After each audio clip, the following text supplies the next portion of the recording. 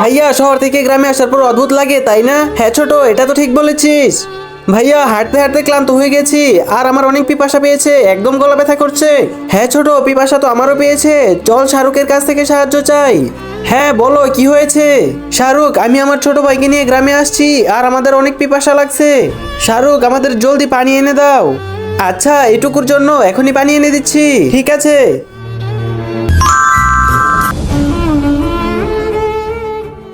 আরে এই দুজনের কাছে তো জাদু আছে, আর এরা জাদু দিয়ে তো পানির বোতল নিয়ে আসলো।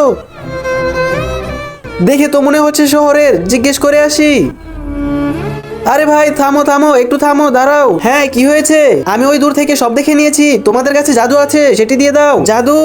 আরে যা, গ্রামের লোক, ও আমাদের শাহরুখ, আর ও আমাদের সাহায্য করে, আমরা কাউকেও দেই না। চল যা গরিব, গিয়ে ভেড়া চড়া। কিন্তু তার আগে তুমিও যদি চাও তোমার মা জান্নাতে যাক, তাহলে ভিডিওটিতে লাইক করে চ্যানেলটি সাবস্ক্রাইব করে দাও, আর কমেন্টে মা লিখে যাও।